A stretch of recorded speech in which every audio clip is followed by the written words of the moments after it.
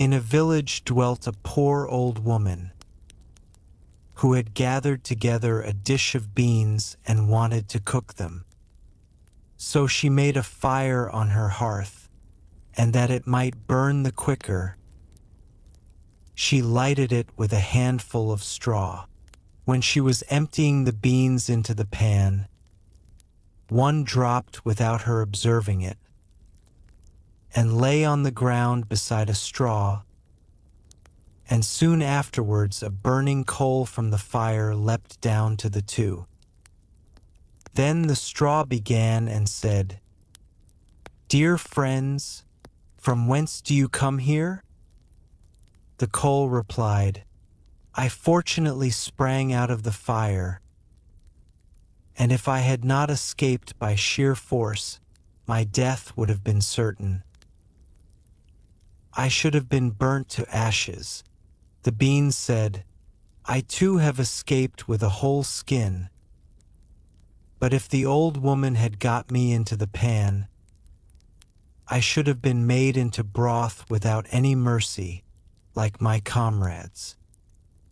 And would a better fate have fallen to my lot?" Said the straw, "The old woman has destroyed all my brethren in fire and smoke. She seized 60 of them at once and took their lives. I luckily slipped through her fingers." "But what are we to do now?" said the coal. "I think," answered the bean, "that as we have so fortunately escaped death, we should keep together like good companions, and lest a new mischance should overtake us here, we should go away together and repair to a foreign country." The proposition pleased the two others, and they set out on their way together. Soon, however, they came to a little brook, and as there was no bridge or footplank, they did not know how they were to get over it. The straw hit on a good idea and said, "I will lay myself straight across, and then you can walk over on me as on a bridge." The straw therefore stretched itself from one bank to the other, and the coal, who was of an impetuous disposition, tripped quite boldly on to the newly built bridge. But when she had reached the middle and heard the water rushing beneath her, she was after all afraid and stood still and ventured no farther.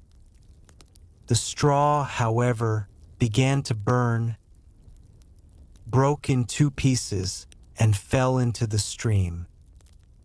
The coal slipped after her, hissed when she got into the water, and breathed her last. The bean, who had prudently stayed behind on the shore, could not but laugh at the event, was unable to stop, and laughed so heartily that she burst.